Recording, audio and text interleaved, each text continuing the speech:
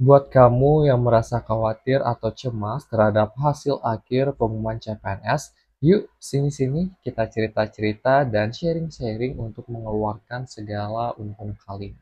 Di video kali ini aku mungkin nggak bakal bahas tips and trick atau informasi tentang pendaftaran atau CPNS lainnya, tapi di sini aku ingin lebih ke cerita sama teman-teman semua atau sharing-sharing sambil kita menunggu nih pengumuman hasil akhir dari integrasi nilai SKD dan juga SKB.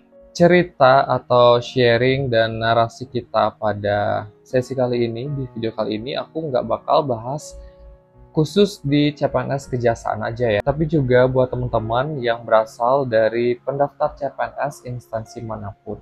Aku ingin mengucapkan congratulations dan selamat buat teman-teman semua yang telah berhasil menyelesaikan seluruh rangkaian seleksi SKD maupun SKB sampai dengan tahap ini. Tinggal beberapa hari lagi nih, kita akan mengetahui siapa di antara teman-teman semua yang berhasil mencapai mimpinya lolos CPNS di tahun 2024. Kita tinggalkan dulu sejenak ya teman-teman, segala permasalahan, segala emosi kalian selama melewati rangkaian seleksi tes kemarin. Dan di sini aku mau ajak kalian bagaimana kalau kita berandai-andai dulu nih, apa yang akan terjadi ke depannya gitu ya. Apakah kita nanti akan lolos atau tidak? Tentu dan aku yakin banget pasti dari teman-teman semua yang ikut tes CPNS ini berharap ya untuk bisa lolos dan diterima jadi CPNS ya, karena itulah alasan kalian ya ada di tahap ini dan itulah alasan kalian juga bisa atau sudah menyelesaikan gitu segala tahapannya sampai akhir. Tapi ada satu kemungkinan yang teman-teman nggak boleh lupakan juga ya, bisa saja kita belum memiliki kesempatan ya atau belum ada peluang untuk lolos CPNS. Di saat seperti ini ya kita hanya bisa berserah ya pada nasib karena kita nggak akan pernah tahu hasilnya akan seperti apa. Di saat kalian lolos atau hasilnya sesuai dengan harapan maupun ekspektasi kalian ya alhamdulillah, tapi bagaimana jika kalau hasilnya itu tidak sesuai dengan harapan atau ekspektasi teman-teman semua? Apakah kalimat pasrah pada nasib itu akan teman-teman jadikan ya, sebagai alasan untuk nggak mau lagi berusaha lebih baik untuk kedepannya? Di sini aku ingin mencoba untuk membawa teman-teman ke dalam sebuah persepsi yang berbeda. Sesuai dengan pengalamanku ya, tidak selamanya sesuatu yang kalian harapkan terjadi itu akan membawa kebahagiaan untuk selamanya. Atau mungkin aku ganti deh bahasanya ya, supaya teman-teman juga lebih paham. Enggak semua harapan teman-teman yang terwujud itu akan memberikan kebahagiaan selalu. Nah, begitupun juga sebaliknya ya, enggak semua harapan teman-teman yang enggak terwujud itu akan membawakan kesengsaraan. Di video kali ini sebenarnya aku nggak ada niat ya untuk sok-sokan gitu nyeramahin kalian, sok-sokan memberikan motivasi, tapi ini aku hanya ingin cerita berdasarkan pengalamanku pribadi. Itu yang pernah aku rasakan ya teman-teman sebelumnya ketika saat beberapa hari diumumkan aku lolos CPNS itu luar biasa senangnya bukan main. Tidur pun susah karena terlalu bahagia gitu. Tapi entah kenapa ya, ketika semuanya sudah berlalu dan aku udah hampir 3 tahun ya jadi PNS gitu. Ya semuanya terasa biasa aja teman-teman.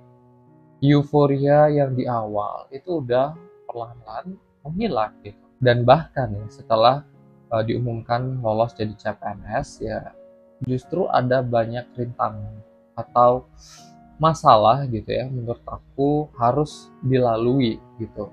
Yang sampai aku tuh ngerasa kayak nggak kuat gitu loh, kayak lemah gitu untuk melewati atau ngejalani semua masalah itu.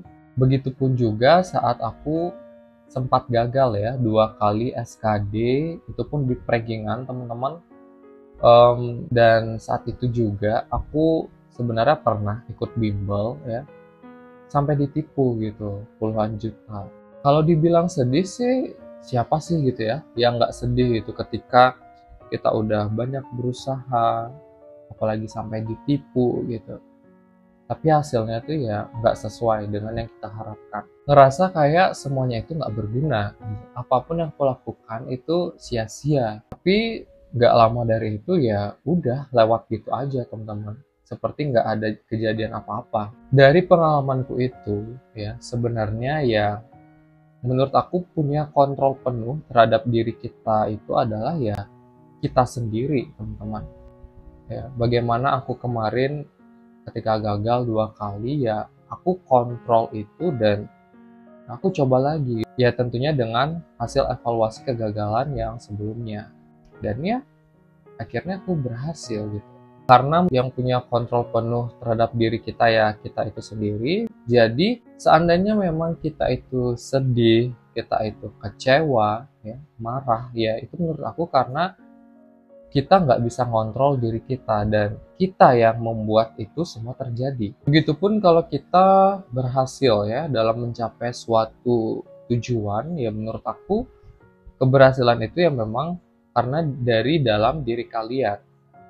Kalian yang mungkin mau mencoba atau kalian yang mungkin mau belajar ya dari pengalaman sebelumnya dan selalu evaluasi diri sampai kalian berhasil mewujudkan mimpi itu ya menurut aku diri kalian lah yang punya kontrol lebih besar ya. Mungkin memang ada faktor eksternal tapi menurut aku faktor eksternal itu nggak terlalu besar pengaruhnya daripada ya diri kalian sendiri. Tapi gimana dong caranya mengontrol itu semua? Kan nggak gampang. Ya aku tahu itu susah tapi menurut aku akan selalu menjadi susah ketika memang kita tidak pernah atau nggak mau gitu untuk mencobanya. Mencoba untuk apa? Ya tentunya mencoba untuk menjadi lebih baik dari sebelumnya. Aku ngomong gini sebenarnya bukan artian aku tuh udah hidupnya sempurna ya. Bukan berarti aku tuh udah yang paling benar gitu. Enggak teman-teman. Bahkan aku sampai saat ini juga agak struggle ya dan selalu berusaha gimana caranya aku tuh improve gitu supaya jadi pribadi yang lebih baik lagi gitu ke depannya.